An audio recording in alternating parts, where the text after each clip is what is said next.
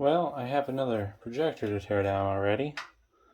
This one came to me pre-damaged, so I've decided to not try to plug it in and test it, because even if it works, it's a bit of a safety hazard. So, yeah.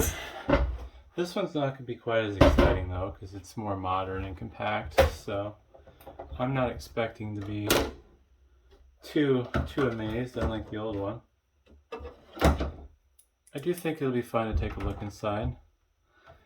This particular one is an InFocus model LP530 DLP projector.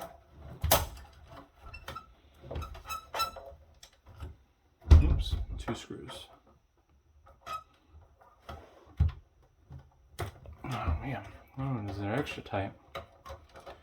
And I believe this has been dropped because all the plastics are all busted up and stuff.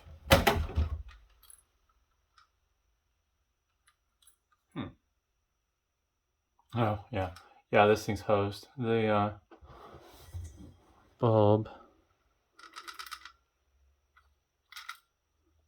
is shattered from impact. So, yep, wouldn't have even been worth the time to plug it in.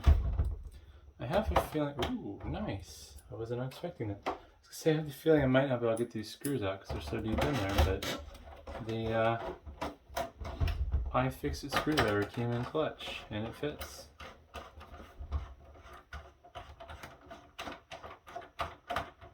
So there's 2 screws.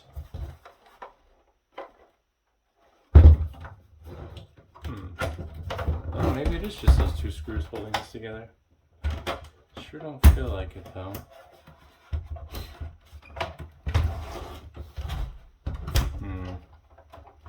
I'll get this foot as a structural component. No, I don't want to come out. Let's see here.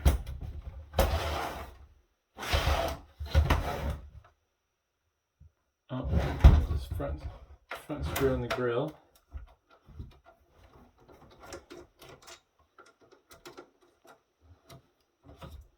Oh, is that an air filter? No? Oh, that's weird. This isn't even, this is filled and this is the only air intake. I don't understand the purpose of that. That seems kind of pointless. They could have just made this half flat. I guess it wouldn't match the rest of the design, but the funny thing is there's no air intake here, but there's holes. So what's going on with that?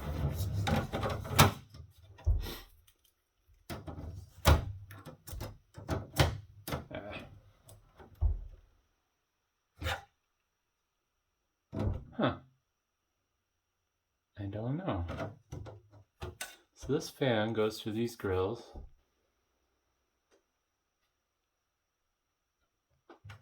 Is it the back? Yeah, that's the back of the fan.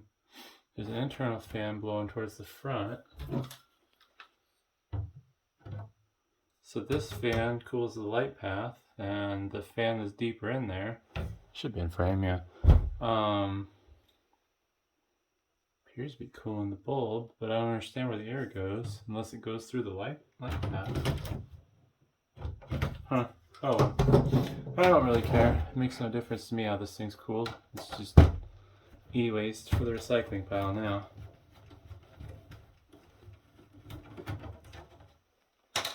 A few torque screws holding the front bezel on.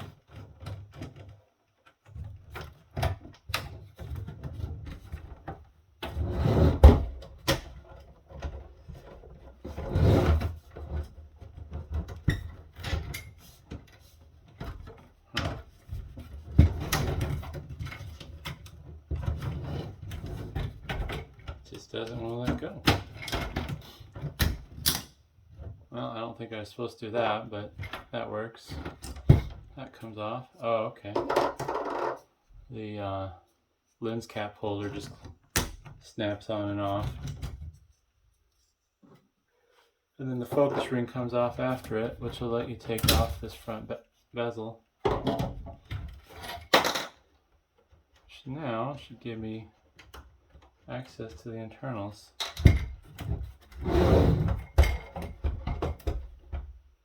Something's still holding.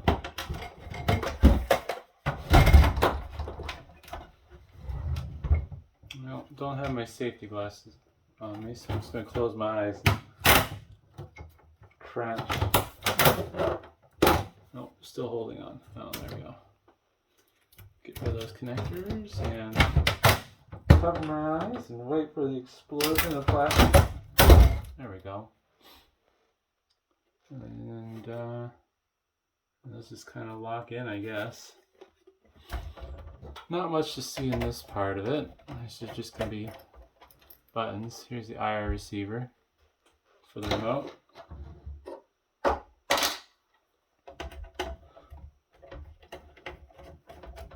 And this is going to be the top control board with all the buttons for the interfacing. Little injection molded button assembly there. This is kind of neat. I think this is an IR filter or lens. That was, oops, that was over the remote receiver. I was sitting on top of this basically somehow. And I would assume, yeah, it's somewhat transparent. I don't think it's gonna work through the camera. No, it's too dark for that, but it's somewhat transparent. It must somehow catch the light and reflect it into the receiver. Kind of like a light pipe of sorts, I'm guessing. Which is kind of cool because, where did I throw it? It's kind of rounded, almost spherical. So that means you don't have to be dead on to make it work. And right here, it looks like they're using a transistor as a heat sensor.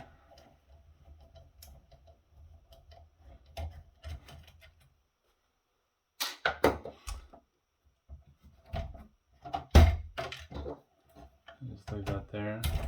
Got a little speaker action going on here. Nothing special. 8 ohm, 2 watts. Really kicking it there. Alright, we're just going to disconnect these wires.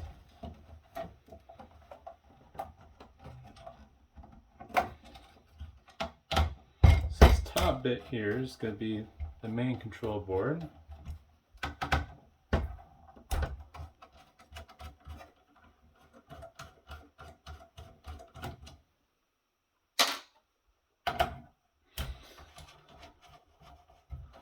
It's really held down nice with lots of screws.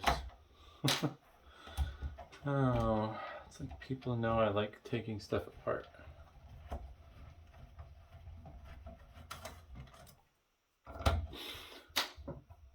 Although I'm amused that they cheaply made the outer shell, but this board, they really wanted to make sure it was held down.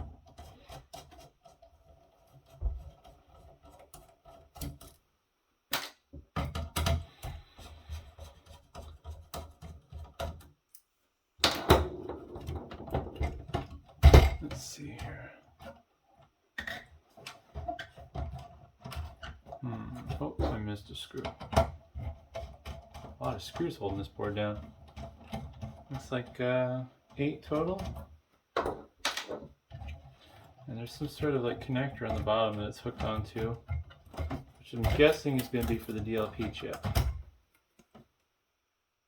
Wow, that's a busy board. And this little fancy looking connector here is more than likely going to the DLP chip. See a heatsink on the back of it, so yeah. Huh. So on the bottom side, it's not too much to see. Some passives. I think I'll zoom into that so that people can see it for themselves, but I think that might be a memory chip. I don't know if that's Micron. I don't think that's Micron's logo. And then that's probably a firmware chip right there. It's mostly passives on the bottom side of the board. Obviously you got the amplifier circuit, and this is like the DC input it looks like with all these filter caps. Ah, has a front-facing IR receiver as well.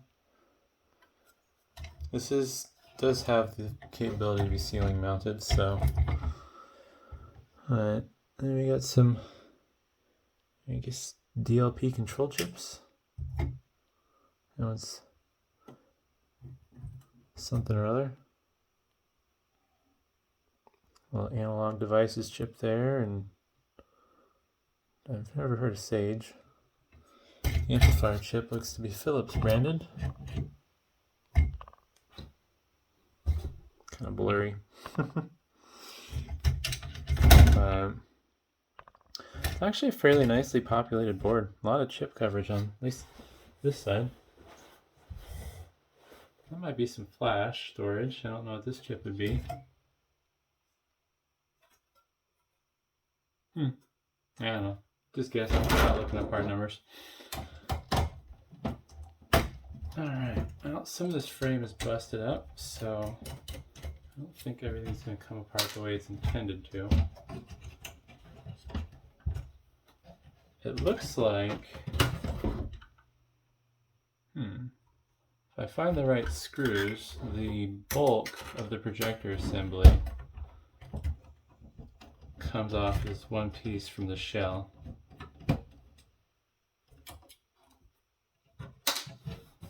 If that gets me any closer. This one definitely needs to come off. Also, whatever this is, it sounds strange. I'm pretty sure it's plastic.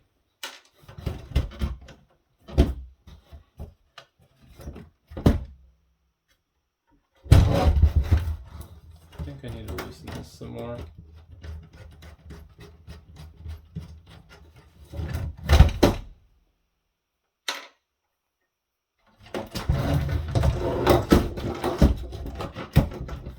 I'll be really surprised if this has anything overly interesting in it.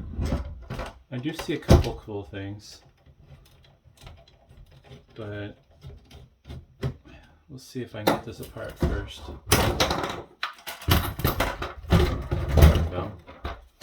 And this is the bottom shell, all busted up and being dropped.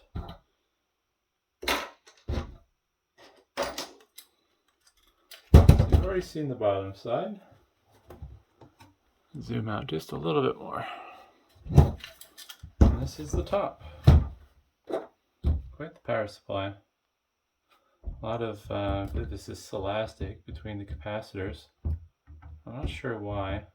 I don't know if they were vibration prone or whatnot. And it looks like this board here, or well, not board, assembly here is the high voltage power supply for the projector bulb, made by Magnatech.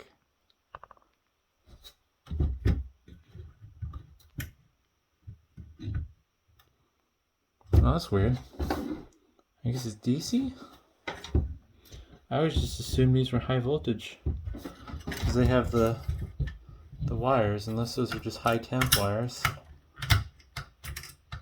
Let's see if I can get this apart. I guess DC does make a little bit more sense because I don't think there's really that big of a difference between the bulbs that are used in these older projectors versus like those high intensity discharge lights in cars. Huh. That's interesting. So it outputs 75 volts DC at 3.6 amps, 12 volts DC at 1 amp, 5 volt DC at 0.4 amps, 5 volt DC at 1.5 amps, 3.3 volt DC at 3 amps, and then negative 8.5 volts at a quarter of an amp. Negative 8.5.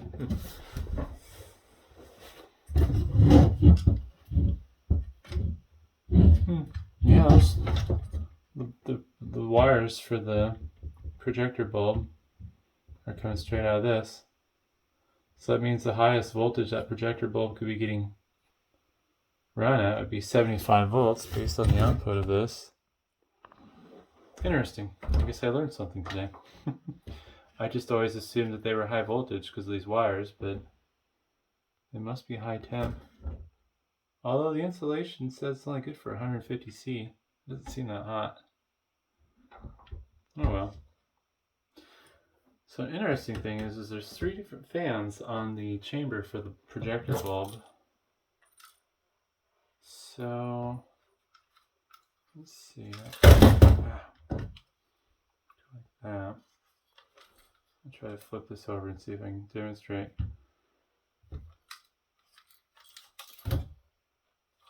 Alright. So there's a fan here which blows on this little shroud around the back of the bulb. And there's a low blower fan right here which blows on this connection. I guess keeps the connection cool where the power comes in. And then there's a fan that's out of frame. There's a fan here that's keeping this little tunnel that the light goes through. Huh. And the light path isn't very long. The light goes from the bulb this way. There's probably some sort of like one-way mirror, I'm guessing, in this chamber that bounces it into the DLP mirror assembly and then shoots it back out this way once it hits the DLP mirror assembly. Not much to see here. That's just a power supply. So I think what I want to figure out how to do is get this off. Oh, that's cool. Also, there's a color wheel there. Right, the light passes through that initially. Got blue, looks like red, clear, which is probably, I guess, for white light, then yellow.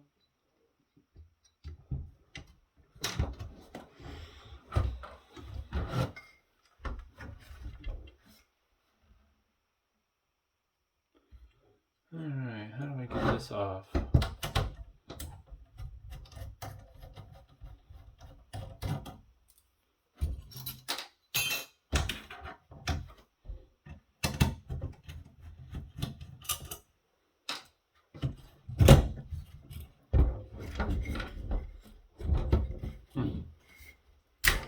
Oh, it's not gonna be long enough.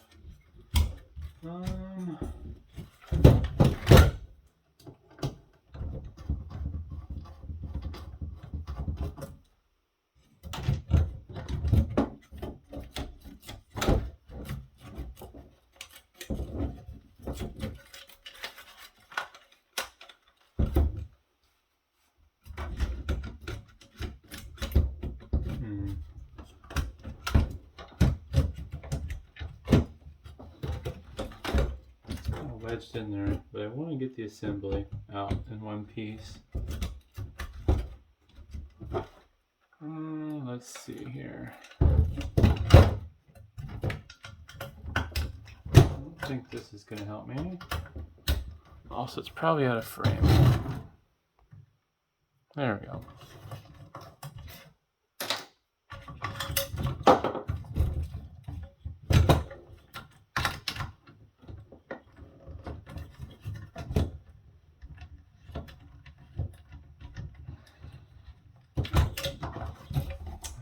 Tools on me.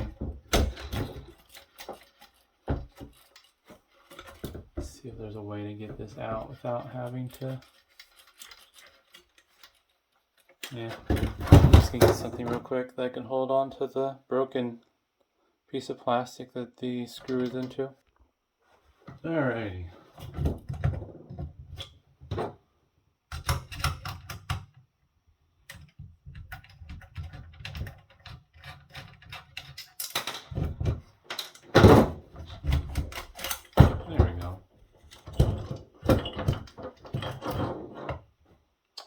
Got the DLP assembly off. Like I said, I don't really care about the power supply. It's nothing special. It has its own cooling fan. It spins real nice. But this will get recycled. Alright. I might actually save this. Kind of cute little blower fan. Blows out into that little point right there. Has a weird angled bracket for mounting.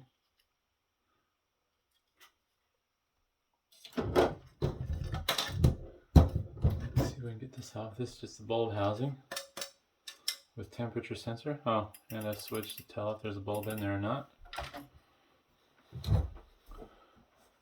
Oh, that's interesting. Yep. So, I'll zoom in here. Here's the color wheel for the light.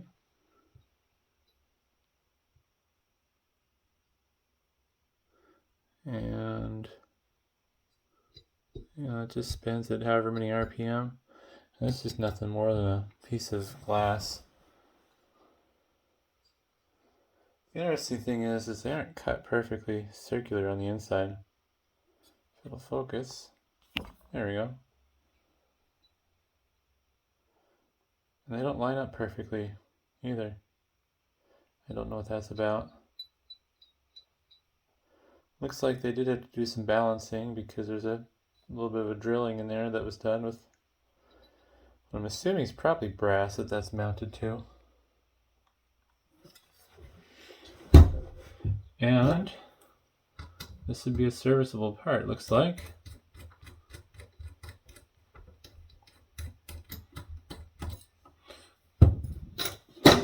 It's a shame it's a stepper motor. If I had the time, I could figure out how to power this up and spin it, but I don't think I have any stepper motor controllers. Oops, there we go.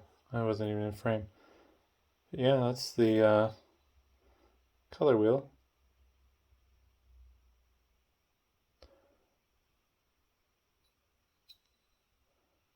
And it just spins away as the light passes through it.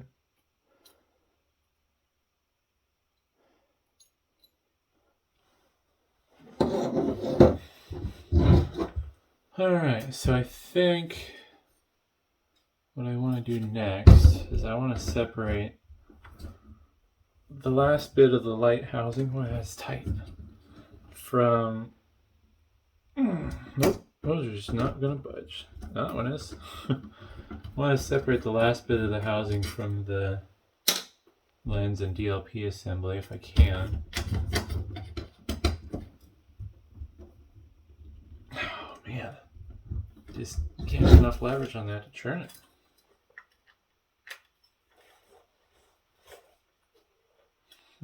Oh well.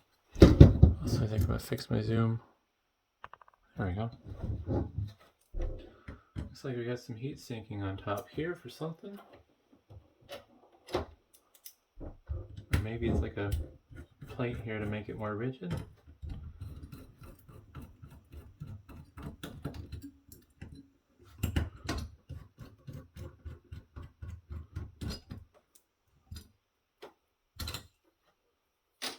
I don't know what purpose of that is. Also, I haven't checked yet, but yeah, it's cast aluminum. I thought it was metal, but I wasn't sure because it has a weird feel to it, but it must have something to do with the coating they put on it. My screwdriver's not going to reach that. It's not long enough. Well, I guess we'll just go straight to the DLP mirror and take that off.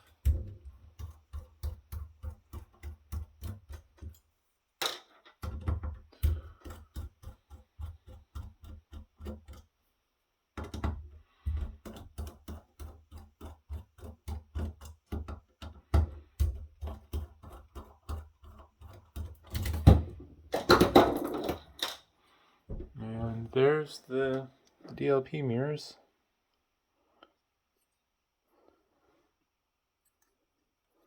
Heatsink to keep the back of it cool. I believe there's usually a hole in the back of these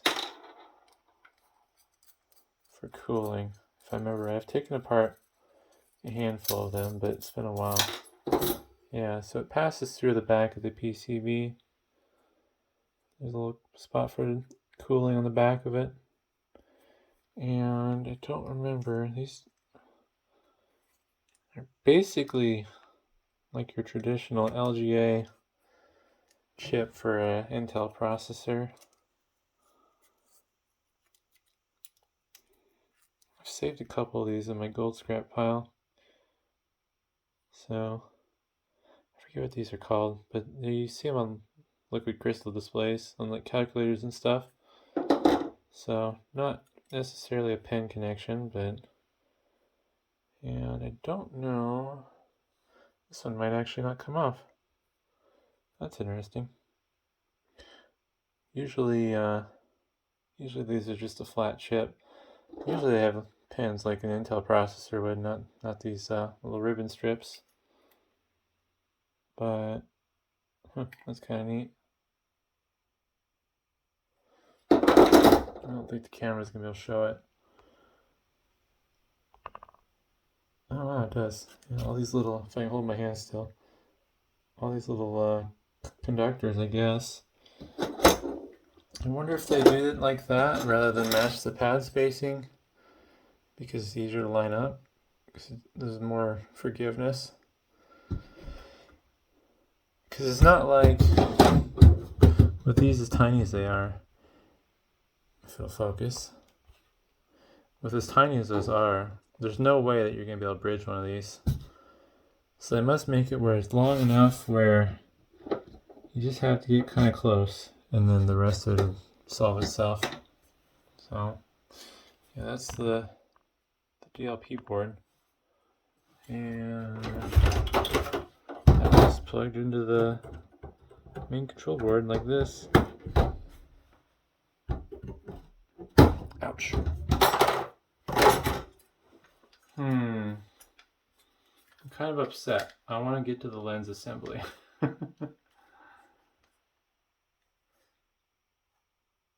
Torque screws. I think this lens actually might be something I could take apart. Also, this one's kind of cool because it has a aluminum, I guess, machined aluminum component to it for the focusing and zoom versus just being an all plastic lens. Let's see.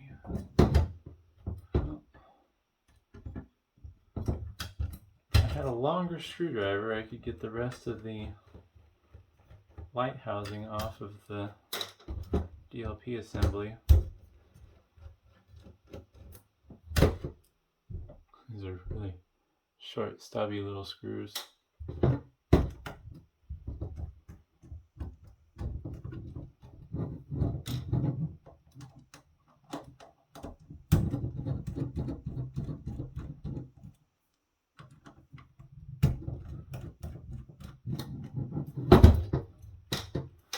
At this point, it's just a game of taking apart every screw I see until I get to the inside.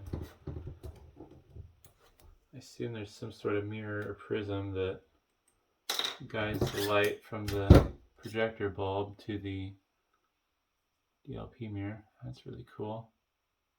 I'm guessing this was machined out of a piece of pipe.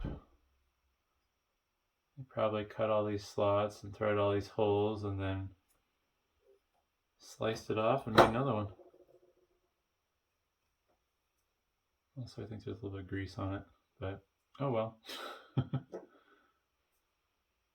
of me wonders if I can get this part further, but I don't think so.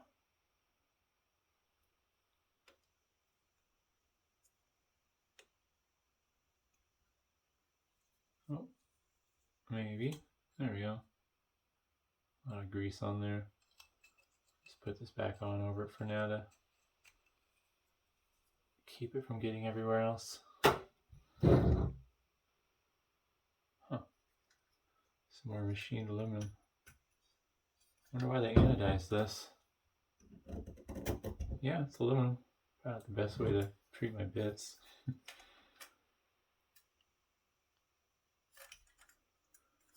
Oh, I got this little bit here that can come off, I guess. Yeah, I got grease on my fingers from that lens. Oh well. Looks like a mirror. Yeah, just a chunk of mirror. So it's not even like a one-way mirror. Whoops. It shines this light. The light must shine from the bulb in through this way, bounces off this mirror, which appears to be slightly angled, so it must hit the DLP sensor at an angle, and then the DLP kind of shoots it downwards through the lens. So a lot simpler than I was expecting. There should be some neat prisms in here, but I'm not sure how to get to them, so let's see if I can pluck this little shield out. Some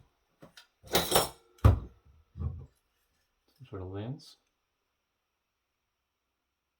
It's set in there with a little snap ring, which I think I can get out. There we go. Kind of neat. And just a lens, no prism lens, it doesn't seem. I'm guessing that these little steel plates have to do with positioning it and then maybe adjusting the spacing based on the thermal expansion between everything.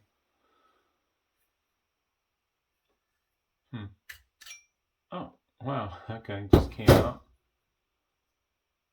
This here is plastic, but this is a piece of machined aluminum. We must have glued the glass in, it looks like. Oh, actually, no. I think it's threaded in. I don't have the tools, but it looks like there's like a tool with two notches that stick out, and then you can spin that out. So it's not glued. Oh, that came off.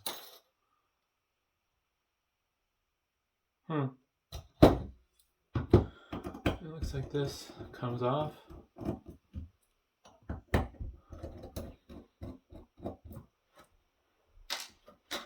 The interesting part about this projector that I'm tearing apart today is the machining's a lot nicer than I would have expected it to be. Because as far as I know, at least, this was just a low value budget projector, not like it's some high-end theater projector or anything. It's just, you know, whatever you use in school. But a lot of really nice machine pieces of aluminum and stuff. Oh, I cannot get that screw loose though, which kind of irritates me. My hands are getting greasy. I need to fix this up.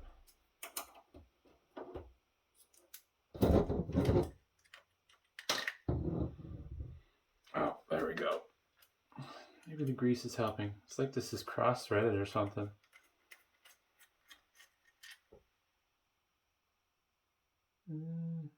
I don't know. I think maybe the aluminum got corroded and it got stuck. I don't think. Oh, I guess if I try hard enough. I just didn't want bad enough earlier. It's gonna really jam it in there, and there we go. I don't consider it anything too exciting. Oops. But I'm just kind of curious.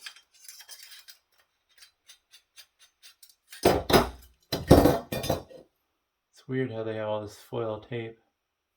I guess they wanted to limit the light coming through to that little point. Yeah, it's in focus. Good. Well, this should be the last of the screws. Nope, smaller.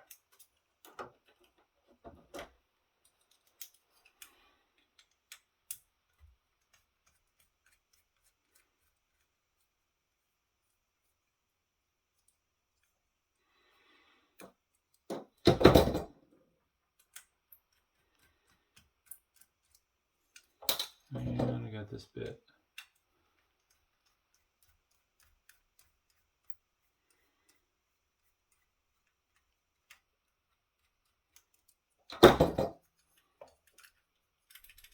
I was hoping maybe something would come out of here.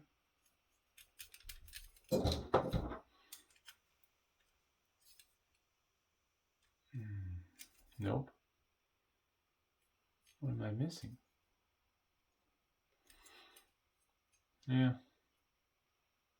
Oh well. Oh, that's weird. There's something interesting going on in there. Can't figure out how to get this out. Might be friction fit. Oops. In there. Crunch.